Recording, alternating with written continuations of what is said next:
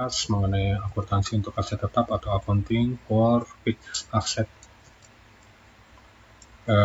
Dibahas pada mata kuliah akuntansi intermediate atau akuntansi keuangan 1. Ya, seperti kita ketahui, fixed assetnya ada berbagai macam. Ya, fixed asset adalah bagian dari aset. Ya, kita tulis dulu. Asetnya ada 2. Ya, ini current asset. Ya, ini aset lancar artinya. Kemudian satu lagi adalah non current asset. Aset tidak lancar. Nah, non current asset ada beberapa juga, ya. Kalau current asset kita tahu bahwa di sini ada kas, ya, ada piutang, ada uang muka dan lain-lain. Tapi kalau di sini, ini yang pertama adalah long term, ya, investment, ya, atau investasi jangka panjang. Ya. Yang kedua adalah fixed asset, ya, aset tetap. Ya, kemudian yang terakhir, masih ada intangible asset.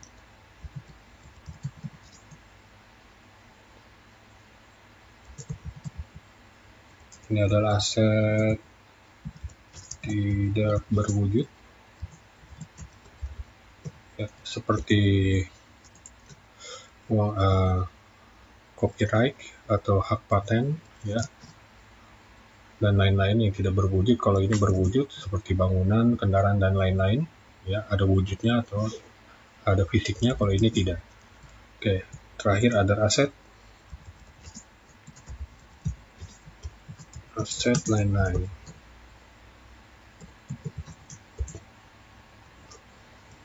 Ya. Untuk kali ini kita bahas adalah fixed asset. Nah, fixed asset memang ada 2 sebetulnya yang dibutuhkan di sini. Pertama adalah nilai perolehan atau acquisition cost. Nilai perolehan. Dan kemudian ini adalah maksudnya harga beli. Ya, kemudian yang satu lagi adalah akumulasi penyusutan.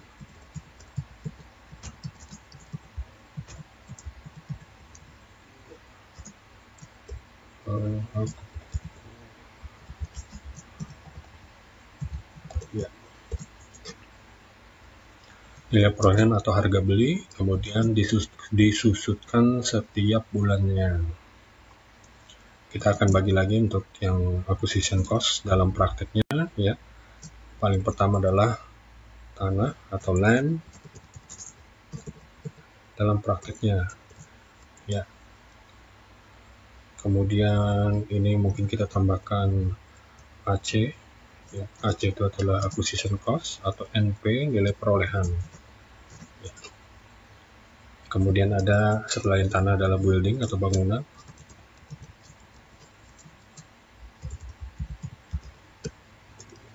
Ya. Kemudian ada kendaraan. Kendaraan ini biasa disebut dengan vehicle.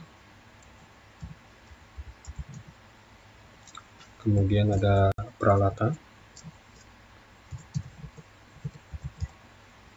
Biasa disebut dengan equipment. Ya. Kemudian ada mebel atau furniture and fixture. Furniture seperti meja, kursi, lemari. Fixture adalah, ya, yang biasa dipajang di tembok dan cukup mahal, biasanya lukisan mahal, ya. Kalau ini adalah yang peralatan adalah AC, telepon, komputer yang ada alat-alatnya. Kendaraan seperti motor, mobil, truk, dan lain-lain. Oke, satu lagi adalah machinery. mesin.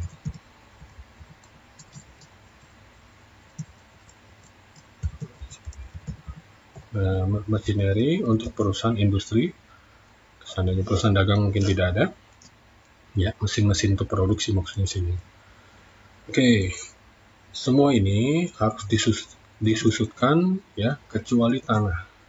Makanya untuk akumulasi penyusutan harus ada mereka-mereka ini, kecuali yang tanah. Oke, jadi kita akan copy, ya ada 5. Sini ya kita akan copy dari bangunan sampai dengan machinery, tanah tidak. Di sini AC atau AP, ini kita rubah sekarang AD, ya, accumulated depreciation. Ya.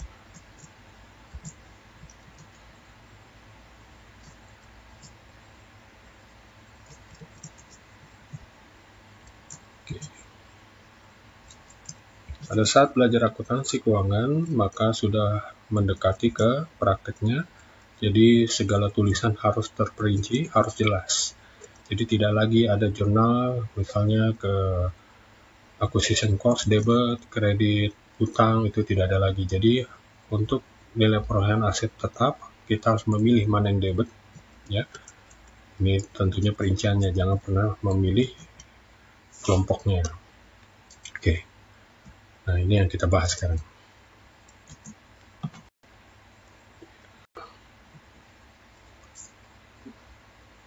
Oke, kita contohkan satu untuk jurnal, misalnya, ya, sebentar di setting dulu untuk formatnya.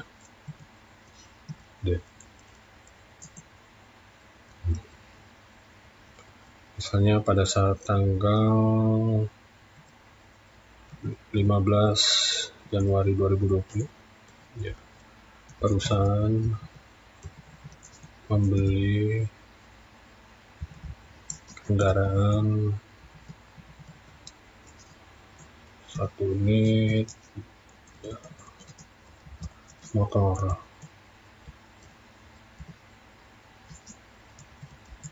Misalnya adalah harganya 19 juta. Ya. Secara tunai, ya, ini dalam kurung transfer bank. Ya, seperti sudah dijelaskan tadi bahwa akuntansi keuangan atau accounting intermediate adalah paling mendekati dengan prakteknya, maka untuk transaksi harus ditulis secara jelas, tidak boleh tidak terperinci. Oke. Dalam kasus ini, ya, perusahaan membeli kendaraan motor, maka kendaraan bertambah. Jadi semua aset, ya, kalau bertambah itu harus ditulis di debit. Yang artinya juga sebaliknya, jika berkurang maka harus tulis di kredit. Oke.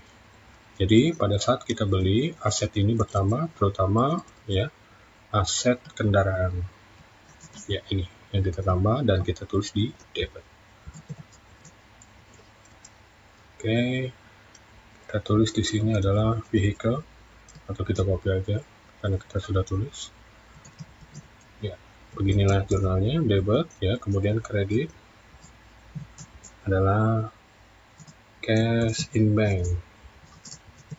Nah, karena ini adalah dalam bentuk rupiah, ya, di sini kelihatan rupiah, maka kita tulis cash di bank rupiah. Harganya 19 juta.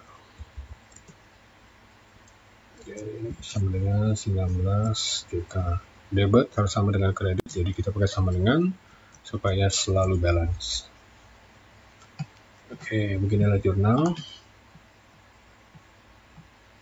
Ya, jadi kendaraan bertambah, semua aset kalau bertambah ditulis di debit, kalau berkurang di kredit. Berarti ini juga aset, ya. Si kas ini berkurang karena untuk beli kendaraan, maka dia harus ditaruh di atau dicatat di kredit. Oke. Kemudian ada lagi jurnal seperti ini, misalnya contoh, ya, misalnya tanggal 20. Ternyata perusahaan ini bukannya membeli tapi diberikan, ya, diberikan modal. Ya, misalnya 1 unit mobil. Mobil ini harganya 190 juta, ya. Oke. Nah, oleh pemilik perusahaan. Nah, tentunya kalau diberikan modal oleh pemilik perusahaannya. Ya. Ya, ini sama masih karena mobil dengan motor itu adalah nilai perolehan kendaraan. Jadi nilai perolehan itu bukan berarti hanya harga beli, tapi memang bisa aja waktu dikasih memang harganya ya seperti itu. Seperti contoh di sini adalah ini bukan beli, tapi diberikan oleh pemilik perusahaan. Oke, kita tulis 190 juta misalnya, sesuai dengan transaksi di atas. Ya. Sebentar, kita coba ganti warna dulu. Nah, kreditnya tentunya bukan kas karena kita tidak beli, ya, dan juga bukan utang karena ini dikasih. Jadi ini adalah kapital,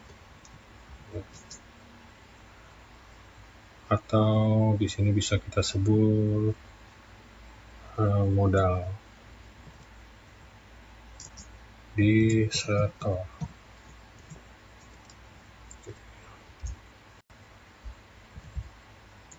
Ya.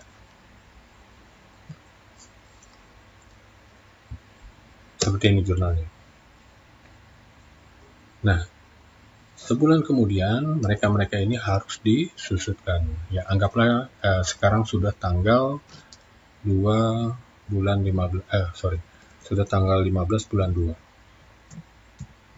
Ya, sini. Ya, di sini oke. Penyusutan. Kita harus menulis penyesuaian, ya. Jurnal penyesuaian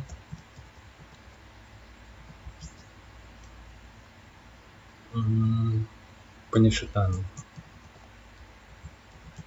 motor sebulan, masa manfaat anggaplah motor itu 4 tahun. 4 tahun ini memang sudah sesuai dengan peraturan perpajakan, ya. Memang motor itu 4 tahun, untuk mobil itu 8 tahun. Dan metode penyusutan adalah garis lurus. Ya. Kita anggap yang mudah dulu, ya, kita pakai yang mudah dulu adalah metode garis lurus supaya dipermudah untuk menghitungnya. Ya, nanti kita akan bahas lagi untuk beberapa metode untuk penyusutan. Ya, debit. Oke, kita copy aja. Nah, ternyata di sini akumulasi penyusutan harus di kredit. Oke. Nah, dia yang di kredit. Ya. Nah, debit adalah beban penyusutan, ya, atau kita sebut di sini depreciation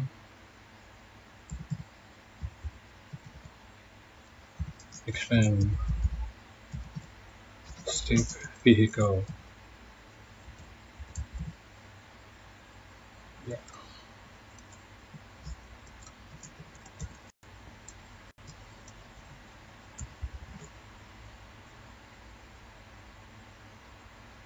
Nah, untuk menghitungnya adalah mudah sekali, ya. Kita akan coba sama dengan ini, kemudian dibagi 4, bagi 12. 4 ini adalah 4 tahun, ya. Sedangkan ini baru sebulan, jadi harus dibagi 12 bulan. Jadi maksud 12 di sini adalah 12 bulan. Oke. Enter, kemudian kredit harus sama dengan debit. Oke, kita rubah dulu warnanya. Dan tidak perlu pakai koma.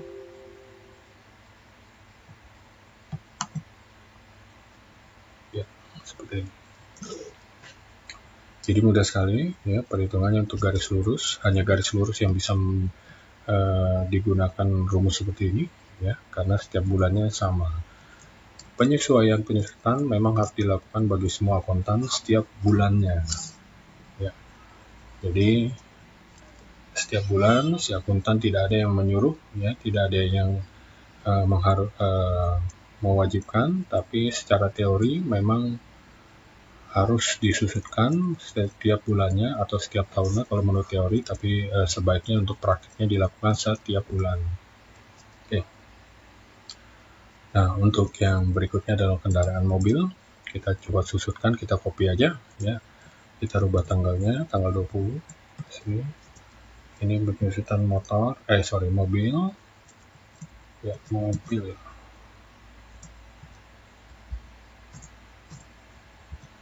Bulan, mobil itu sudah disebutkan tadi 8 tahun menurut peraturan perpajakan, anggaplah metodenya masih sama, garis lurus ya, masih vehicle betul.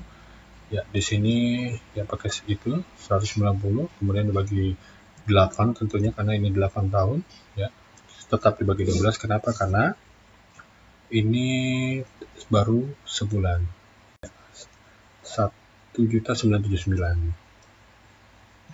Ya, kita mungkin tidak perlu pakai dengan koma, jadi kita bulatkan aja, dikris desimal 2 kali, selesai. Ya, ini untuk apa? Nilai perolehannya. Kemudian jangan lupa disusutkan setiap bulannya, jadi ada jurnal penjualan. Nah, ini memang menjadi masalah bagi seorang akuntan. Kenapa? Karena memang seandainya aset tetap itu sudah banyak, maka jumlah penyesuaiannya pun juga sudah harus dilakukan dengan banyak juga. Ya. Oke, nilai perolehan sudah oke, ya.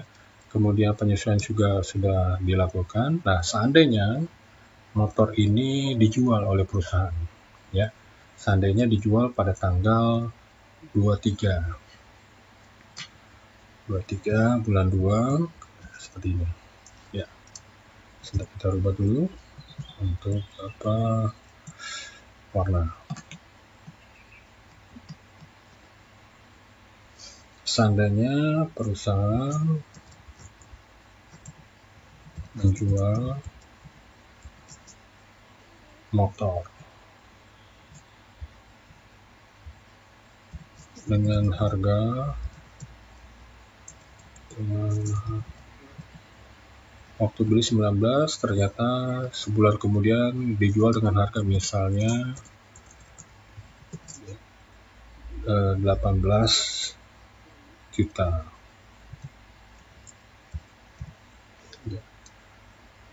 Ini secara tunai.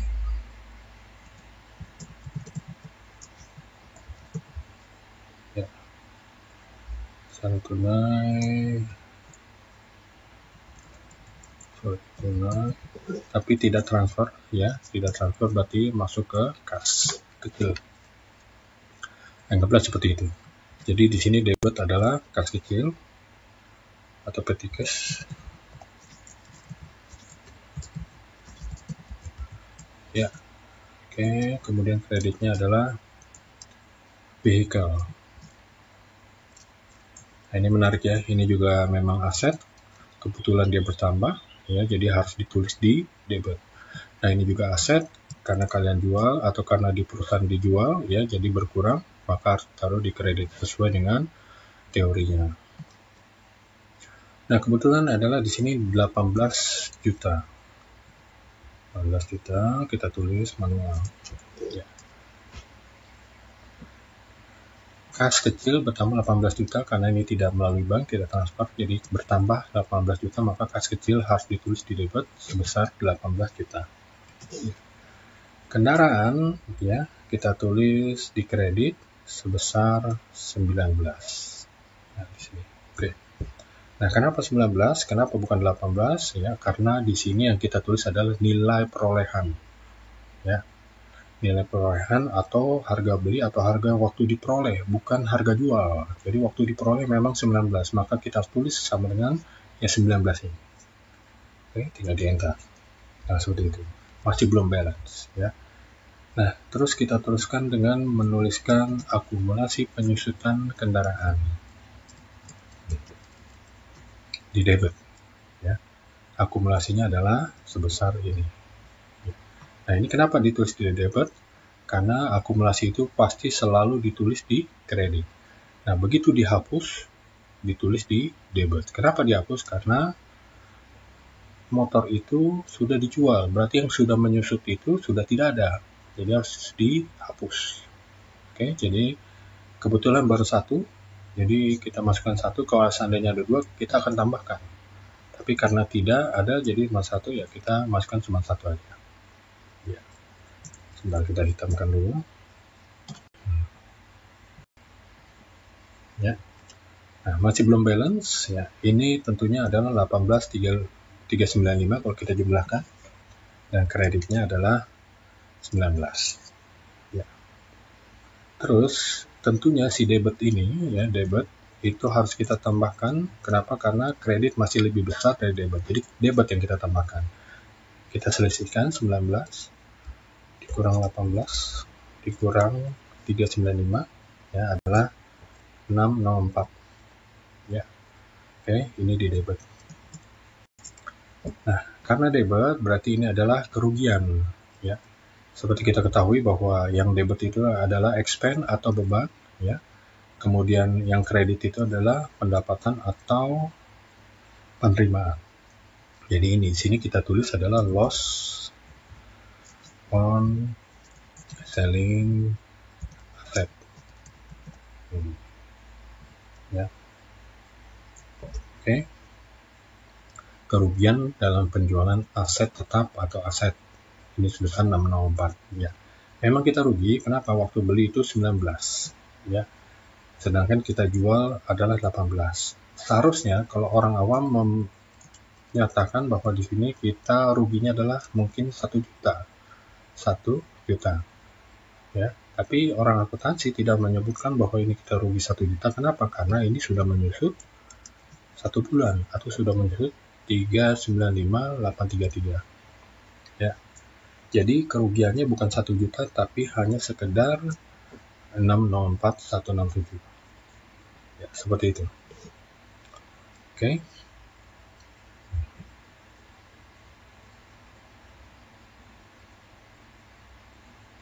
Nah, berikutnya, ya, ini adalah kasus jika memang dijual. Nah, seandainya dijual itu adalah 18, mungkin 18.700, nah, atau 18,7 juta atau 18.700, maka tentunya keadaannya jadi berbeda, ya. Seandainya. Jadi di sini adalah kita tulis, di sini adalah 18.700. Oke. Nah, begitu kita enter, ini berubah jadi minus. Dalam jurnal tidak boleh ada yang minus seperti ini. Ya, ini memang salah karena apa? Tadi kredit lebih besar, maka kredit dikurang debit. Nah, sekarang kalau debit sudah lebih besar seperti ini, maka yang terakhir itu harus pindah ke kredit. Jadi debit ditambah debit dikurang kredit supaya balance. Nah, ya, jadi tidak ada tuh yang namanya jurnal minus, maka harus dipindah jadi plus. Karena dipindah ke debit, dipindah ke kredit, tadi sesuai dengan teorinya bahwa apa? Yang kredit itu adalah keuntungan. Keuntungan kita sebut adalah gain, ya. Keuntungan atau pendapatan, ya, kita sebut adalah gain. Ya. Jadi ada berbagai macam di sini, ya. Bisa loss on selling asset, ya, bisa on selling asset. Ya, ini bisa terjadi kalau memang di debit, ya. Ini juga biasa disebut loss on disposal. Ya. Ini kalau atau jika jual aset tetap, ya, rugi, ya, kita sebut loss on selling asset atau loss on disposal. Bahasa Indonesia adalah kerugian penjualan aset. Oke, kalau jual asetnya laba, ya, bukan rugi tapi laba atau untung. Kita laba itu artinya gain. Nah, itu mudahnya. Jadi kita tinggal ganti aja loss-nya dengan gain. Oke. Di sini kita sebut adalah keuntungan. Nah, itu mudahnya. Ya. Jadi tergantung dengan kasusnya. Oke, demikian untuk akuntansi untuk aset tetap. Ya. Untuk sesi berikutnya nanti kita teruskan masih dengan jurnal-jurnal yang lebih terperinci lagi. Ya. Sampai di sini dulu. Assalamualaikum warahmatullahi wabarakatuh.